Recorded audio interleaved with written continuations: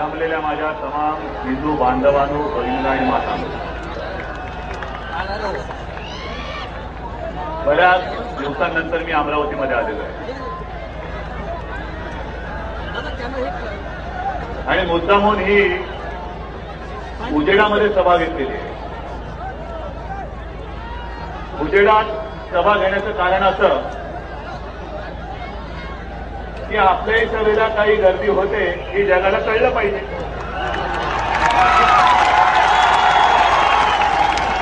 पत्रकारांना सुद्धा मी विनंती करेन, चॅनेलवाल्यांना सुद्धा सांगेन की जरा आसपास कॅमेरा फिरवा.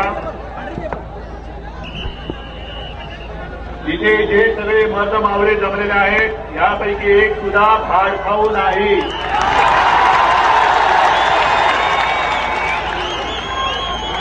आणि विशेषतः ही सभा सोनिया गांधींना दाखवा, शरद पवारांना दाखवा, अजित पवारांना दाखवा, पृथ्वीराजांना दाखवा, ज्यांना दाखवायची त्यांना दाखवा.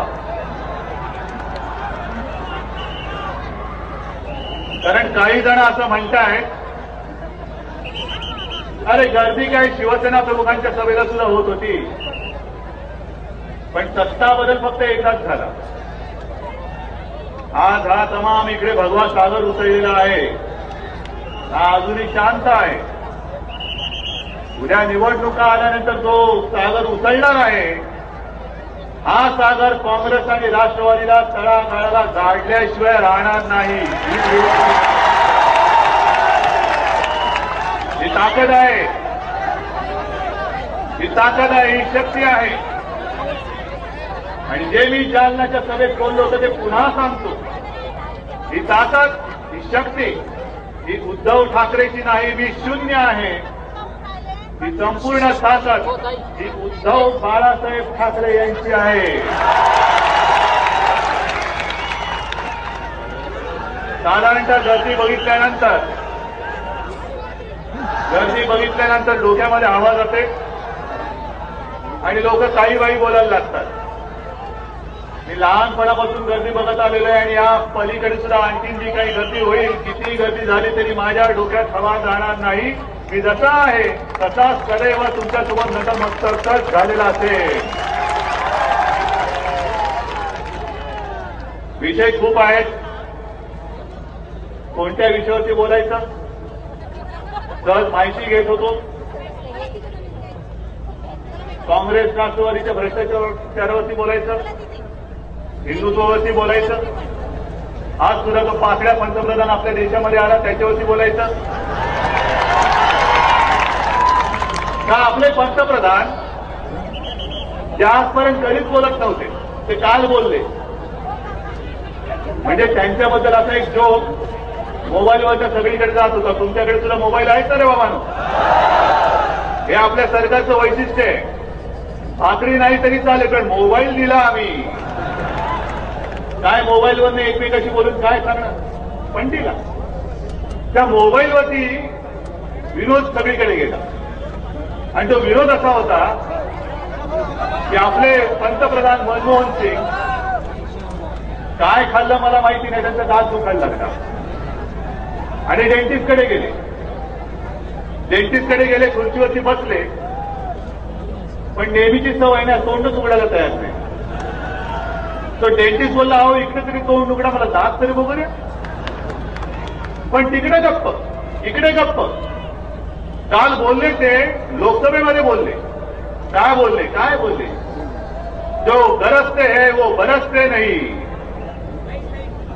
अहो मनमोहन सिंग जी, जो गरजते है वो बरसते नहीं, वो ठीक है. आपल्यासाठी बरसणं तर सोडूनच द्या, गरजता पण सोडून द्या. आप गरजते भी नहीं, आप बरसते भी नहीं, आप सिर्फ सोनिया जी के सामने झुकते हैं. काय झुकत त्यांनी कारभार केलाय. बरं आता 10 वर्ष पूर्ण होत आली, काय एक तरी तुम्ही मला त्यांचा निर्णय सांगा की आम्हाला अभिमान वाटतो की होय आमचे पंतप्रधान मनमोहन सिंग पंतप्रधान असावा तर असा.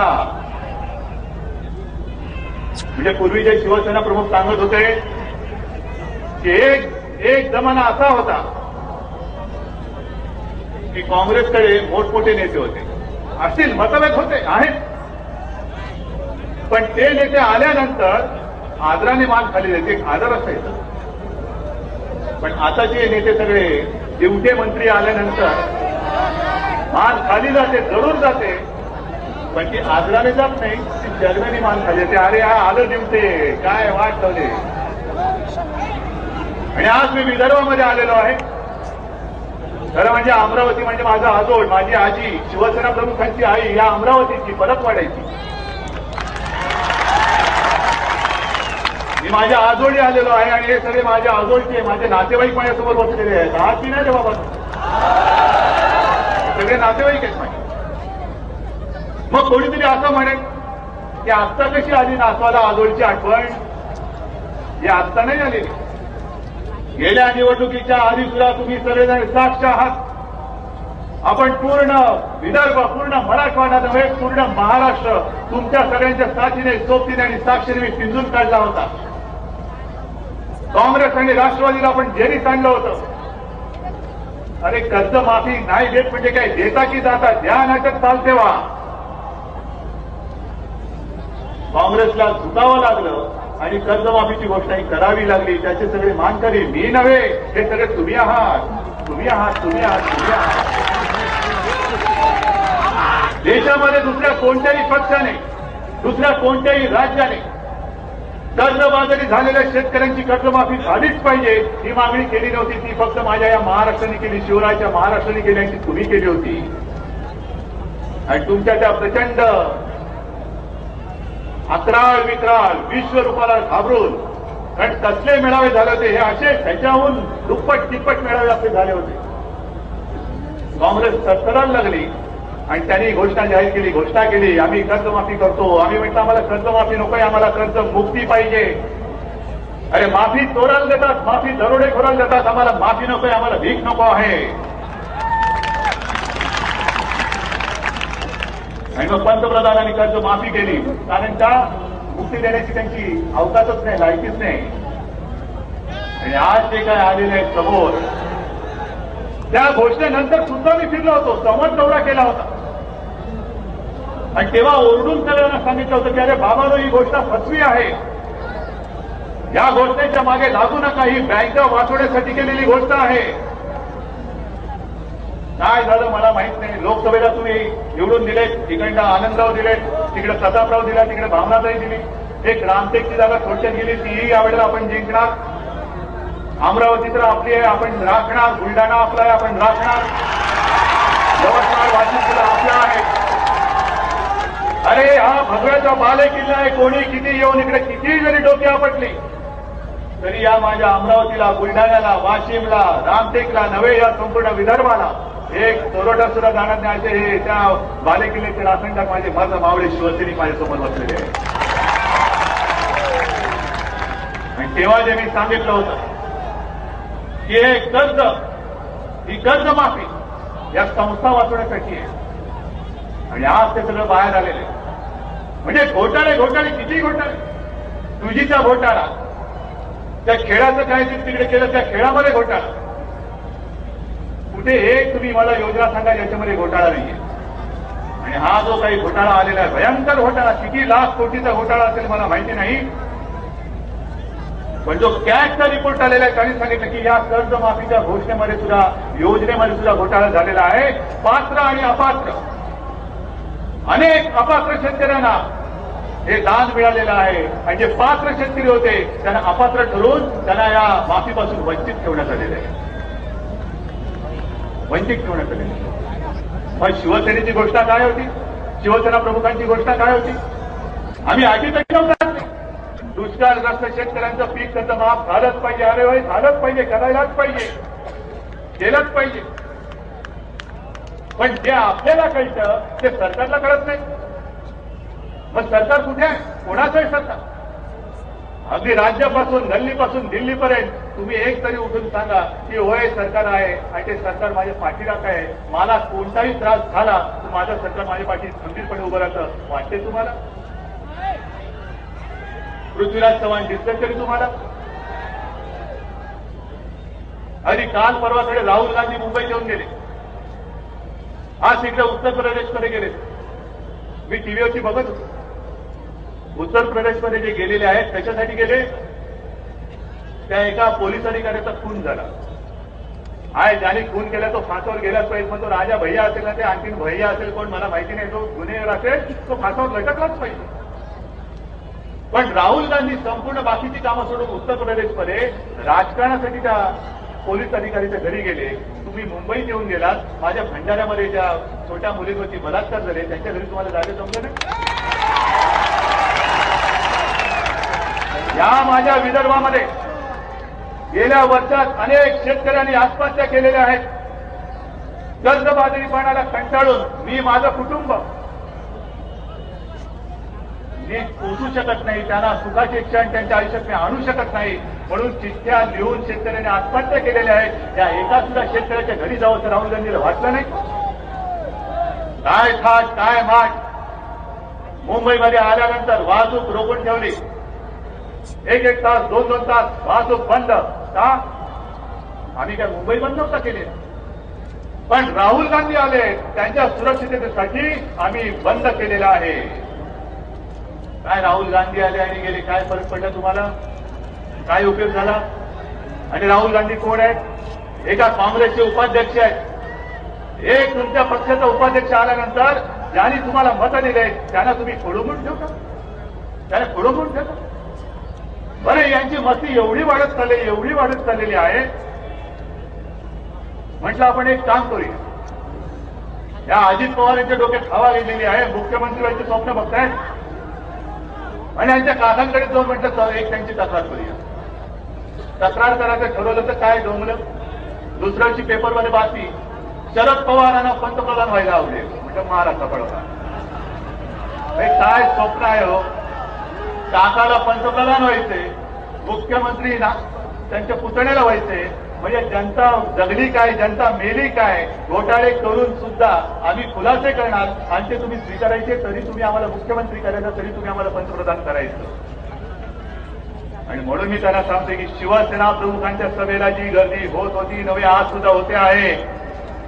याचं कारण शिवसेना प्रमुखांचं स्वप्न हे वेगळं होतं आणि तुमची जी स्वप्न आहेत ती वेगळी आहे. शिवसेना प्रमुखांचं स्वप्न या गोरगरिबांसाठी होतं आणि तुमची स्वप्न नालायक ही तुमच्या पोस्तीत आहेत.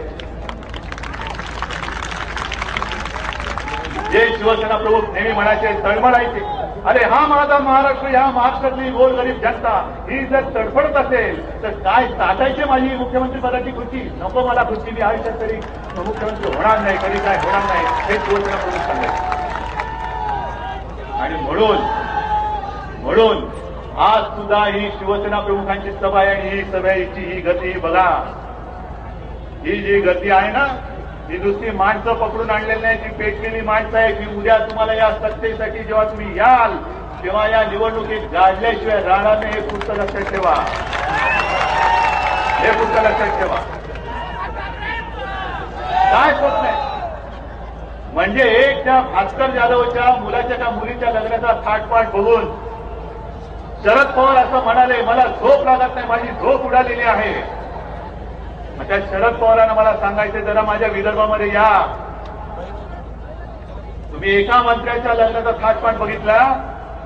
तुमचं राज्य दुर्दैवाने या महाराष्ट्रावरती गेले 8-15 वर्ष आहे. या तुमच्या राज्याकडे तुम्ही शेती मंत्री असताना या राज्यातल्या शेतकऱ्याला त्याच्या मुलाबाळांची कशी लग्न होणार त्याची काळजी पडलेली आहे. थाटपाट विसरून जा. कर्ज कसं फेडायचं त्याची चिंता पडलेली आहे. आणि अनेक घटना मला माहिती आहे की नुसत्या शेतकऱ्यांनी नाही तर शेतकऱ्यांच्या मुलीने आणि मुलांनी आई वडील बोलताना ऐकले की आता आपली मुलगी लग्नाची झालेली आहे, तिच्या लग्नाचा खर्च करायचं कसा, खोली जुळवायची कशी. एक तर कर्जाचं ओझं आपल्या डोक्यावरती आहे आणि त्याच्यात हा लग्नाचा खर्च मला झेपणार कसा. हे ऐकल्यानंतर त्या मुलींनी विहिरीत उडी मारून आत्महत्या केल्याची उदाहरणं आपल्या या महाराष्ट्रामध्ये आहेत. हा आपला महाराष्ट्र. कोणावरती आपण राज्य करतो, स्वप्न काय बघतो आहोत. सगळ्यांना स्वप्न पडलेली आहे. मुख्यमंत्री माझा कसा होईल आहे ना, माझंही स्वप्न आहे शिवसेनेचा मुख्यमंत्री. मी नाही, शिवसेनेचा मुख्यमंत्री आणि तो मी बसवणार, नक्की बसवणार. ही शिवसेनेची ताकद अरे शिवसेना प्रमुखांनी एवढे आशीर्वाद पाठी उभे केल्यानंतर मी शिवसेना प्रमुखांचा मुलगा आहे, मी गांडूसारखा घरात नाही बसणार. मी लढेन, जे सोबत येतील त्यांना सोबत घेऊन लढेन आणि जे विरोधात येतील त्यांना काढून मी भगवा झेंडा फडकून दाखवीन. ही सुद्धा मी शिवसेना प्रमुखांचा हे किती दिवस आता बघायचं. अन्याय अन्याय अन्याय नुसतं आम्ही सभा घ्यायच्या, तुम्ही घोषणा द्यायच्या, पण आज मी तुमच्याकडे जे आलेलो आहे ते तुमच्या मनातला राग हा व्यक्त करायला आलेलो आहे. तुम्ही काय राग येतोय की नाही? जे पंतप्रधान पदाचं स्वप्न बघतायत, मुख्यमंत्री पदाचं स्वप्न बघतायत, त्यांना लाज नाही, लज्जा नाही, चाड नाही, चीड नाही. पण तुम्हाला तरी चाड चीड आहे की नाही? तुम्हाला तरी राग येतोय की नाही? आणि कदाचित इकडे काँग्रेसला राष्ट्रवादीला मतदान करणारे सुद्धा इकडे काही लोक आले असतील. त्यांना मला विचारायचे, तुम्ही जे काय त्यांना मतदान केलं, कारण प्रत्येक वेळेला जे सांगितलं जातं की काँग्रेसची मतं ही एक गठ्ठा मतं असतात आणि विरोधकांची मतं ही फुटणारी मतं असतात. त्या काँग्रेसवाल्यांच्या मतदारांना मी विचारतोय की जे मत तुम्ही दिलं हे असं तुमच्या घराचं दिवाळं निघण्यासाठी दिलं? ज्या शेतकऱ्यांनी आत्महत्या केली, काय त्या शेतकऱ्यांमध्ये कोणी काँग्रेसचे मतदार नव्हते? ज्या शेतकऱ्यांनी आत्महत्या केली, काय त्या शेतकऱ्यांमध्ये कोणी राष्ट्रवादीचे मतदार नव्हते? मग कोणत्या तोंडाने तुम्ही तुमच्या घरातल्याला सांगताय की काँग्रेस आणि राष्ट्रवादीला मत द्या? जी सिंचनाच्या घोटाळ्याबद्दल श्वेतपत्रिका आलेली आहे, ती श्वेतपत्रिका धारक सुरेश माझ्या या शेतकरी माता भगिनींचं जे पांढरं कपाळ आहे त्या श्वेतपत्रिकापेक्षा पांढरं कपाळ मला जास्त महत्वाचं वाटते. त्याला मी न्याय देण्यासाठी आज उभा आहे, त्याला न्याय देण्यासाठी उभा आहे. आणि किती तुम्ही हे सहन करणार? अरे सारी गोष्ट आम्ही हक्काने तुमच्याकडे मागतो आहे. का मागतोय? ज्या वेळेला आपलं युतीचं सरकार होतं त्या युतीच्या सरकारच्या काळामध्ये विदर्भात चालू असलेली कामं बघा, सिंचनाची कामं कशी सुरू झाली होती. अरे साधी गोष्ट लक्षात घ्या, आपल्या युती सरकारच्या काळामध्ये जे मंत्रिमंडळ होतं त्या मंत्रिमंडळात किती मंत्री होते विदर्भातले आणि त्यांच्याकडे खाती काय होती ती बघा, आणि आत्ताच्या या सरकारमध्ये विदर्भातले किती मंत्री आहेत आणि त्यांच्याकडे काय खाती आहेत ती तपासा. साधी गोष्ट, या अमरावतीचं किती आमदार आहेत काँग्रेस राष्ट्रवादीचे? किती आहेत? 4 आहेत ना? 4 बरोबर. म्हणजे तुम्ही चौकार मारल्या अमरावतीकरांनो आणि तुम्हाला मंत्रिपद किती मिळालेत? 0 मंजूर आहे. ते मधुकर किंमतकर म्हणजे आपल्या या विदर्भ विकास महामंडळाचे तज्ञ सदस्य आहेत, ते बोललेले आहेत, मी नाही बोललेलो आहे. त्यांनी तर असं जाहीरपणे सांगितलेलं आहे, काका पुतण्यांनी विदर्भाचा निधी पळवला नाही तरी खूप सारे विदर्भाचे उतार होतील. कोण आहे काका पुतणे? कोण आहे दरोडेखोर निधी पळवणारे? भाई काका पुतणे जर का दुसऱ्या विदर्भाच्या आणि मराठवाड्याच्या निधीवरती दरोडा घालत असेल तर तुम्हाला विदर्भकरांचं मान्य आहे? परत तुम्ही त्यांना पंतप्रधान आणि मुख्यमंत्री करायला उभे राहणार आहात? हा राग तुमच्याकडे डोक्यात सतत असला पाहिजे. आहे आता उन्हाळा तापत चाललेला आहे, ऊन तापत चाललेलं आहे, वातावरण गरम होईल. तसे तुम्ही गरम झाला आणि निवडणुका आल्यानंतर घराघरामध्ये पैसे पोहोचल्यानंतर थंड पडला तर काय उपयोग आहे? तुम्ही माणसं जमावता, पैसे किती घेऊन येणार? आणि मग साधा विषय तुम्हाला मी हिशोब सांगतो, जे माझ्या कानावर आलंय त्याचं तुम्ही हो की नाही सांगा. कितीही रान पेटवलं तरी निवडणुकीच्या आधी 4-5 दिवस घराघरामध्ये म्हणजे सगळ्यांचे नाही, कारण इकडे आले मी आधीच सांगितलं, इकडे आलेले घाट खाऊ नाही, पैशाने विकले जाणारे नाही. पण जे तुम्ही बघतात, जे मी बोलतोय ते बरोबर चूक. निवडणुकीच्या 8-15 दिवस गाव वाड्या वस्त्यांमध्ये घराघरात पैसे पोचतात की नाही पोचतात? किती पोचतात? 500 रुपये 1000 रुपये पर एक मताप्रमाणे. आणि मग जर तुम्ही त्याचा हिशोब केला, जर 500 रुपये एका मताला, 500 रुपये 5 वर्षाला, म्हणजे एक दिवस जर का काढला तर 22 ते 25 पैसे होतात. एका दिवसाला 25 पैसे. हे भिकारी सुद्धा 25 पैसे घेत नाही, पण ते आपण घेऊन आपलं मत नाही तर आपलं आयुष्य तर काँग्रेस आणि राष्ट्रवादीवरती थोडी कोणाला शिकवत आहे, कोणावरती आरोप करतात. बरं, दुसरी गोष्ट अशी, सगळीकडे म्हणजे पंतप्रधानांबद्दल जे मी बोललो, मुख्यमंत्र्यांबद्दल जे मी बोलतोय, शरद पवारांबद्दल बोलतोय, माझं काही वैयक्तिक काही नाहीये. पण ज्या माझ्या राज्यावरती तुम्ही सत्ताधारी म्हणून बसलेला आहात त्या राज्यात आज डोम उसळलेला असताना तुम्ही तुमची स्वप्न बघतात, हे हा नालायकपणा हा तुम्हाला शोभेल, पण शिवसेनेला शोभणार नाही आणि शिवसेना तो सहनही करणार अजिबात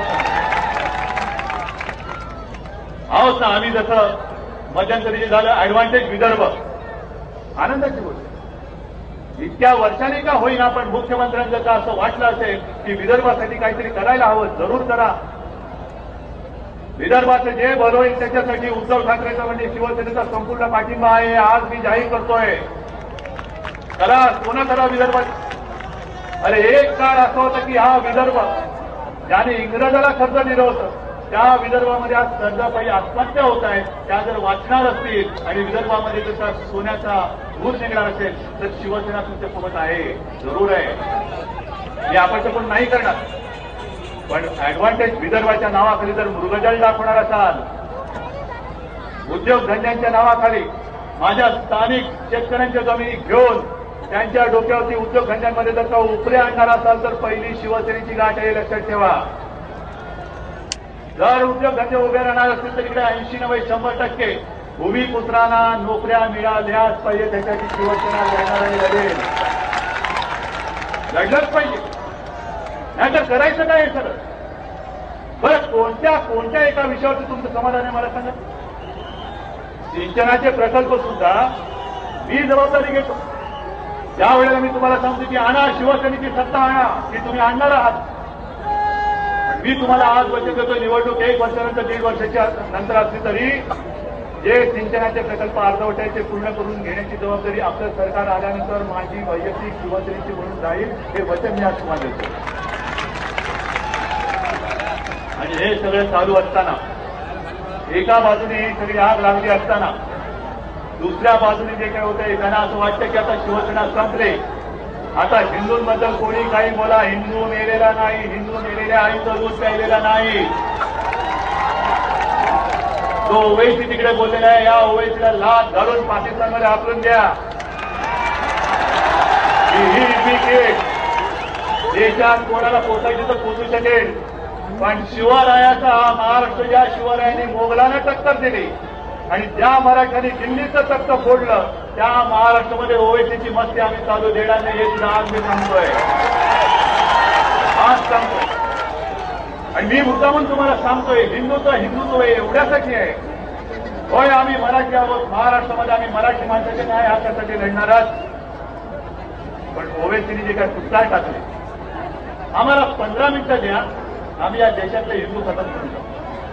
तो मराठी खतम करू नाही बोलला, तो गुजराती खतम करू नाही बोलला, तो मारवाडी खतम करू नाही बोलला, तो बंगाली नाही बोलला, तो कानडी नाही बोलला, तो हिंदू म्हणून बोललेला आहे, तो हिंदू म्हणून बोललेला आहे. आणि म्हणून जे आपण सांगतो, आम्ही महाराष्ट्रामध्ये मराठी आहोत, पण हिंदुस्थानचा विचार करताना आम्ही हिंदू आहोत, कारण जर ओवैसी आमच्यामध्ये ही फूट पाडत नसेल आणि आम्हाला हिंदू म्हणून खतम करायला उभा राहिला असेल तर आपल्याला सुद्धा तमाम हिंदू म्हणून वंशबुद्धी आवडा मीठ लागेल, ती आपली काळाची गरज आहे. येणाऱ्या निवडणुकीत सुद्धा तुम्हाला हिंदू म्हणूनच उभं राहावं लागेल. आणि आज जे मी तुम्हाला सांगतो की आपलं हिंदुत्व कसं आहे, काय आम्ही सगळ्या मुसलमानांचे विरुद्ध आमच्या अंगावर आला म्हणजे आमच्या सोबत आलात तर आम्ही डोक्यावरती घेऊ, पण अंगावर आलात तर आम्ही शिंगावरती घेऊ, हे आमचं हिंदुत्व आहे. जे ओवैसीने केलेले त्या ओवैसीला मला सांगायचं आहे की सगळे मुसलमान तुझ्या घरचे लोक नाहीत. आज मला अभिमान वाटतो त्या अजमेर शरीफ दर्ग्याचे जे डिमांड आहे त्यांचा मला अभिमान वाटतो, हे मी त्यांचा जाहीर कौतुक करतोय. एक मर्द मुसलमान ज्यांनी देशनिष्ठा काय असते हे त्यांनी दाखवलेलं आहे. म्हणजे टीव्हीवरती मी बघत होतो, तुमची शिवसैनिकांचे जसे जेव्हा सगळे येत होते तेव्हा मी टीव्ही बघत होतो. आपले ते सन्मान घोषित त्यांना मुद्रा करत होते, रेड कार्पेट, हे असं कार्पेट घातलेलं. अरे कोणासमोर तुम्ही रेड कार्पेट घातलं? त्याने आपल्या सैनिकांची उंची उडवली, त्यांचं रक्त सांडलं, ते सगळं लाल सडा बघा. आणि ते ज्यांच्या सैन्याने केलं त्यांच्या पंतप्रधान तुम्ही लाज वाटत नाही त्यांना पायगड्यानंतर स्वागत आहे. आणि म्हणून मी त्या जैनबुल अबीदी अली त्या अजमेर शरीफचे दिवाण यांचं जाहीर कौतुक करतो आहे. किंबहुना तुम्हाला कदाचित अतिशयोक्ती वाटेल, पण होय मी असं म्हणते की त्याला भारतरत्न द्या. भारतरत्न द्या. मुसलमान असायला पाहिजे तर तो असा. हे आमचं हिंदुत्व आहे, जो आमच्या देशाला आपली मातृभूमी मानतो आणि माझ्या देशावरती प्रेम करतो. तो हिंदू असेल, मुसलमान असेल, तो माझा आहे. पण ओबीसी सारखा जो असेल तो कोणी असला तर त्याला पाकिस्तानमध्ये पाठवा, आपण देतात. पण या दिवाणी जे सांगितलं, अरे तो पाकड्यांचा पंतप्रधान माझ्या देशात येतोय. माझ्या देशाच्या 2 सैनिकांची त्यांनी मस्तकं उडवलेली आहेत त्यांच्या सैन्याने. त्याला स्वागताला मी जाणार नाही. नव्हे, त्याच्यासाठी मी प्रार्थना सुद्धा करणार नाही, कारण हे इस्लामला सुद्धा कबूल होणार नाही. इस्लामला सुद्धा कबूल होणार नाही. हे आहे ना, आजचे मुसलमान आहेत, हे सगळे मुसलमान आहेत.